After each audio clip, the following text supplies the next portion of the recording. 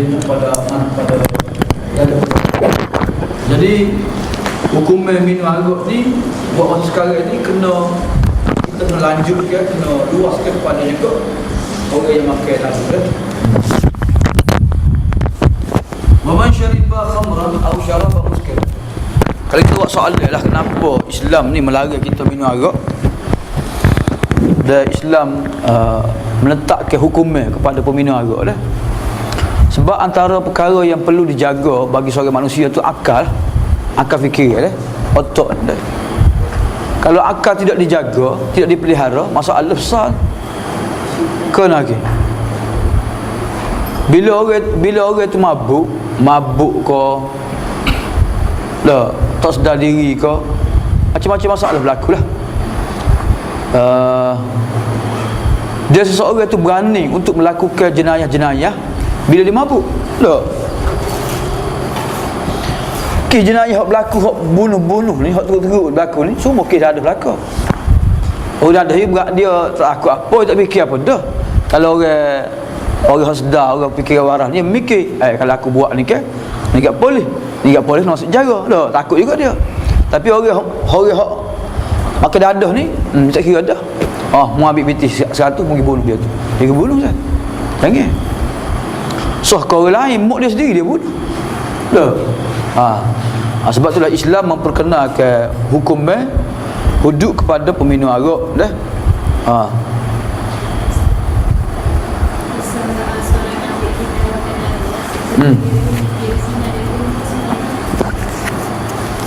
Okey, cerita berkenaan dengan apa dia? Seorang abid yang ditawarkan untuk melakukan 3 perbuatan maksiat kan. Sama ada dia berzina, ataupun bunuh, ataupun minum arak kan. Maka dia pilih orang ringan sekali. Dia pilih minum arak lah. Dia kata kalau bunuh, kena bunuh balik. Tak. Kalau berzina, malu.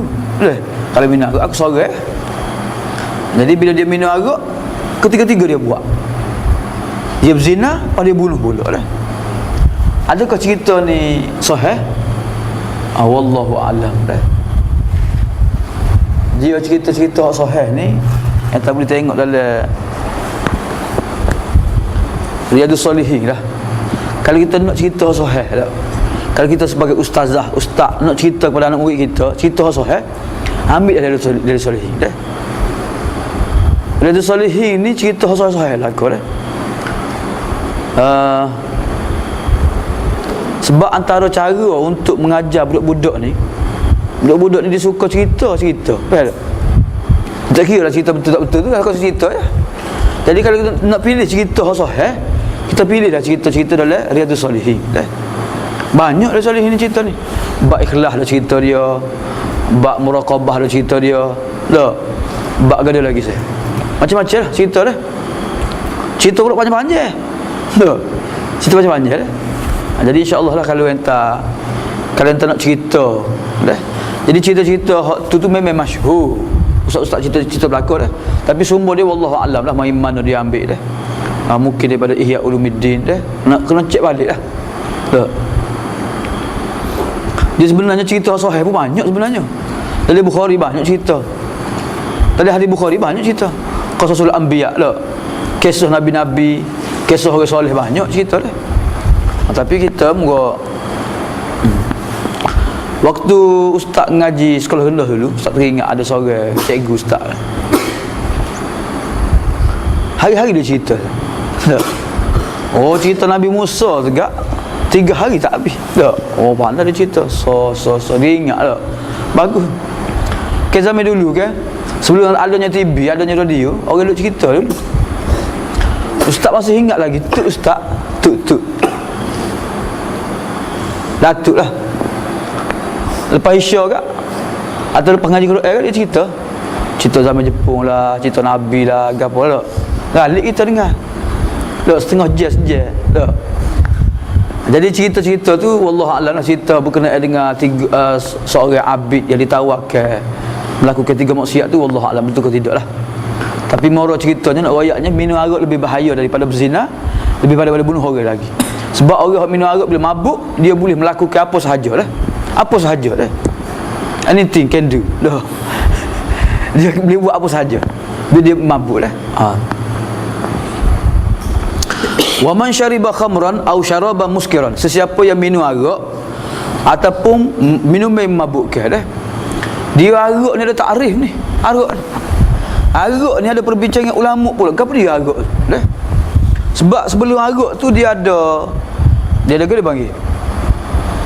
Dia ada apa dia?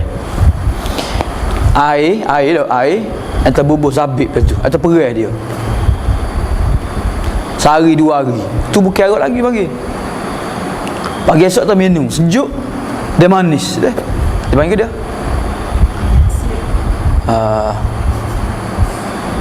asil lah, asil dah. Tapi tempat kita sekarang ni asil dia mesing tak? Nabi SAW, Nabi suka minum bekah air sejuk. Nabi bubuh apa dia bubuh tak buah tamar ataupun zabib, kemudian esok Nabi minum dah. Asil lah bahasa Arabnya. Tapi asil tempat kita sekarang ni dia mesing lah, jus belakang tak? Yang keduanya anggur tu diperai kemudian dimasak dimasak sehingga tinggal separuh tu jadi arak tu sebab tu dalam fiqh pun ada perbincangan panjang lebar lah berkenaan dengan hak mana arak, hak mana bukan arak ni. Tak. Baru ni timbul minum barbican. Tahu barbican? Jus arak tu jadi tempat kita ada keluar fatwa baru ni, dia kata tak boleh sebab ada alkohol tak boleh guana orang Mekah minum, orang Madinah minum lah. Tak boleh guana. Jadi dia ada alkohol tapi sedikit sajalah. Ataupun bukan alkohol juga lah. Sebab mabuk-mabuk ni ada hak dia, ada hak dia lah. Itu bukan arak lah. Wa man syariba khamran aw syaraba muskiran yuhaddu bi 40 jaldah. Sesiapa yang minum arak ataupun minuman yang memabukkan, maka dihukum hudud dengan 40 kali rotan. Berapa kali? 40 kali dah.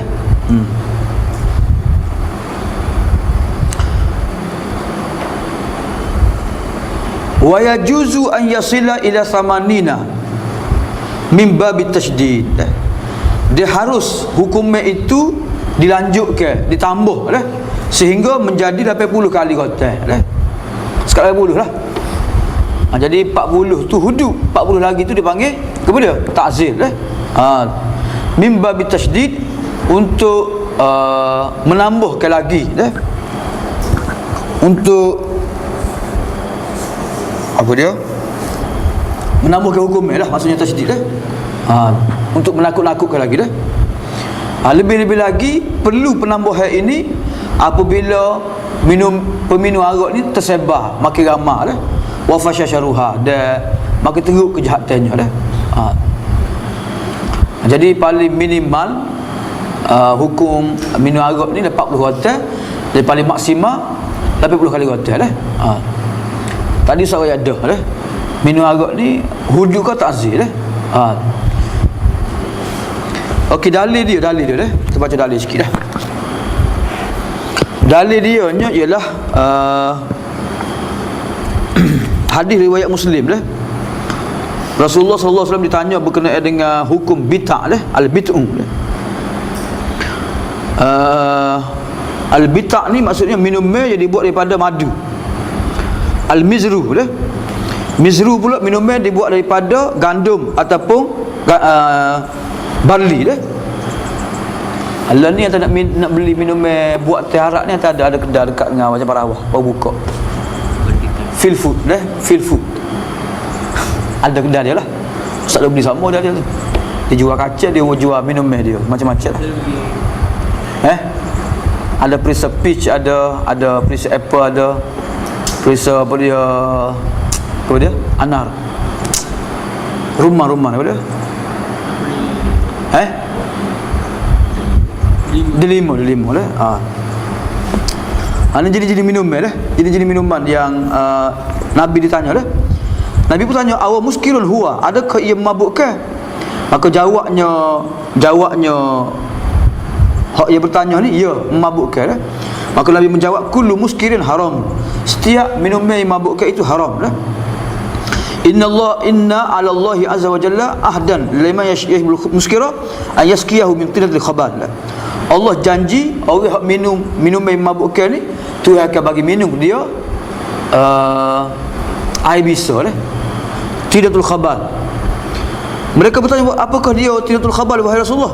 Nabi kata, araku ahli nar, peluh ahli neraka, ataupun air bisa, air danau. Tahu air bisa? Yang terluka kan, tubik air warna putih sikit. Tak, ataupun air nanah lah. Atau air nanah lah. Tuhan akan bagi minum air nanah ataupun air peluh ahli neraka kepada orang yang minum arak lah. Itu dalil bahawasanya arak tu haram lah. Kemudian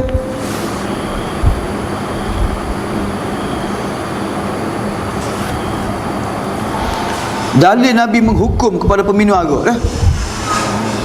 Mana saya? Ni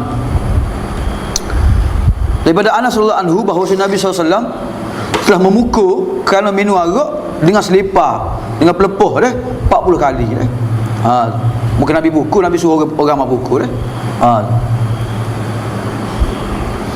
Hal 80 pula ialah kerana dalil hadis riwayat Muslim daripada Anas bahawa Nabi merotal kerana minum arak dengan jarid dah, dengan pelepuh tamak, dengan selipar dah. Kemudian Abu Bakar pun rotal 40 kali rotal dah. Bila masuk zaman Umar, dia manusia tu tersebarnya minum arak, maka Abdul Rahman bin Auf mencadangkan, aku mencadangkan kepada kamu hudud yang paling ringan, iaitu 80 kali rotal dah. Maka Umar pun setuju dengan pendapat Abdul Rahman, kemudian Umar menghukum 80 kali rotal dah. Jadi hak hukum hududnya 40 saja, 40 lagi hukum takzir dah. Dengan selipar, dengan dengan kain, dengan pelepuh tamah dah. Itulah orang setengah ulama kata bukan hukum hudud ni hukum takzir saja dah.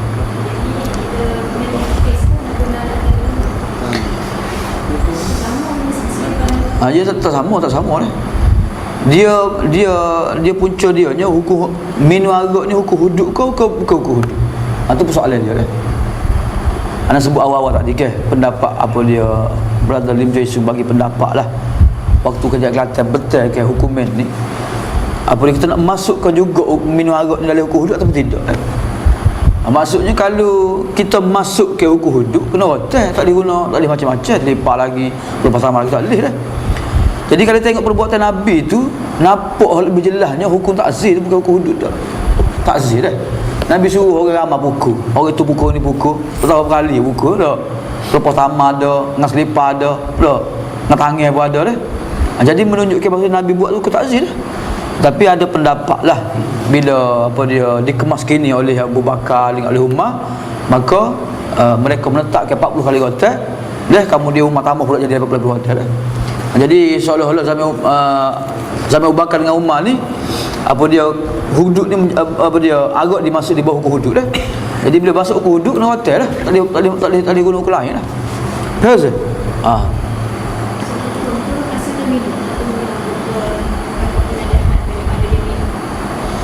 Dia sebenarnya setara mana minum dah. Adakah minum sampai mabuk baru kena hukum ataupun minum sikit tidak mengapa dah. Dia sebenarnya hukum dari segi hukumnya minum sikit kau minum banyak tak boleh berlaku dah. Ada hadis ke ma askara kathiruhu faqaliluhu haram. Apa yang memabukkan banyak maka sikit pun haram juga dah. Cuma masalah sekarang ni dia minum tak mabuk, kena hukum hudud dah. Dah. Dia minum arak dia tak mabuk dah. Kena juga. Sebab kalau lah dia minum arak tak mabuk, pada kata tak kena hukum hudud, dia kata rasa tak apa aku minum arak tak mabuk. Tak. Jadi minum arak ni tak boleh. Dan orang yang minum arak dia kena ke hukum walaupun tak mabuk sekalipun dah. Sebab apa? Sebab kalau kita kata tak apalah minum arak tak kalau mabuk baru kena hukum hudud. Kalau tak mabuk tak apa. Jadi orang pun buat rasa tak apa aku minum sikit tak mabuk dah. Jadi orang akan buat rasa boleh minum arak kalau tak mabuk dah. Dia tidak boleh kena ke hukum dah. Jadi kita kena bertegah. Setiap orang minum arak sikit ke banyak ke dia kena ke hukum dah. Supaya apa? Supaya nak apa dia salud zara'i, untuk menutup lah pintu untuk orang nak mencuba-cuba minum arak lah. Tapi kalau dia mabuk tu memang terbukti lah. Kalau dia minum sikit tu memang ada bukti dia minum. Mungkin dia kata dia salah ke lah. Tapi kalau dia minum banyak mabuk tu memang jelas lah dia melakukan perbuatan tersebut lah.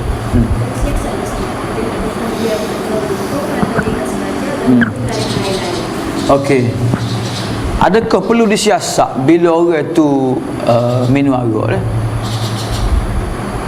Dia dalam hukum hudud ni, dia kaedah dia ni idra'ul hudud bi syubhat. Hukum hudud kalau selagi mana kita tak pasti kesalahan dia buat tu dengan sengaja, dia buat tu dengan penuh sedar, tak boleh hukum dia. Dah. Maksudnya setiap kesalahan perlu siasat lah. Perlu siasat lah. Perbuatan zina kau, tuduh zina kau, bunuh orang kau, semua sekali lah. Termasuk jugalah hukum minum arak dah. Dah. Mungkin dia tak tahu. Dia ingat kau air Pepsi, dia minum lah. Dah. Kenapa arak dah. Dia mabuk. Kau ni. Jadi perlu siasat jugalah, samalah dengan hukum lain pun sama. Hak jual arak. Jual arak lagi kena. Minum arak kena. Cuma kena tutup kedai lah. Dah, kena denda lah maksudnya. Dah.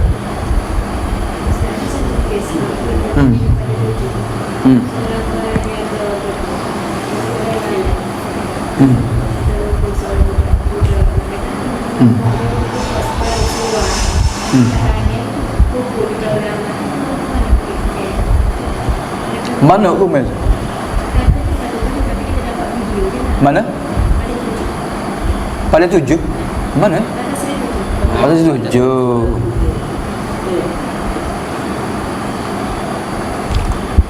Dia hotel?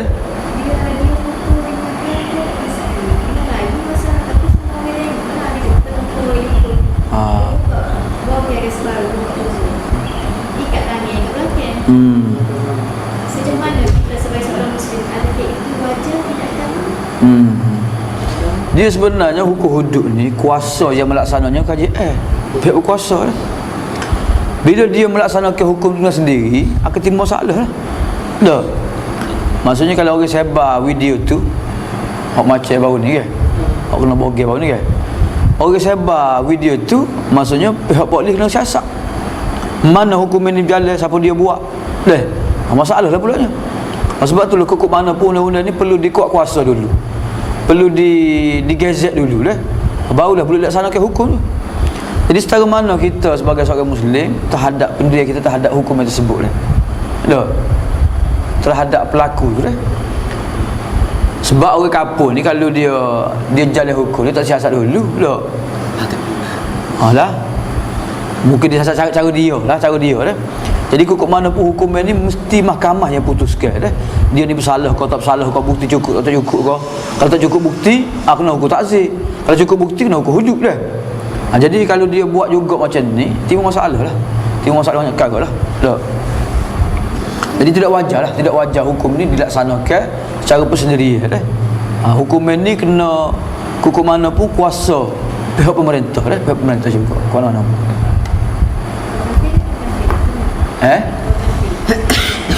Apa dia? Minum arak kah? Minum arak tidak dikenakan kepada orang kafir dah. Dah, sebab orang kafir iktikad dia halal minum arak ni. Kalau orang kafir kena juga tak? Kena berlaku lah hukum lain. Jadi orang kafir ni hukum-hukum mereka tak iktikad haram macam minum arak. Dah. Kalau berzina orang Yahudi kena. Dah. Orang Yahudi minum arak kena. Dah. Cuma tempat kita ni ada kafir hak Buddha, ada kafir hak Hindu dah. Lagi bagi mereka yang boleh minum arak dah. Jadi tak kena.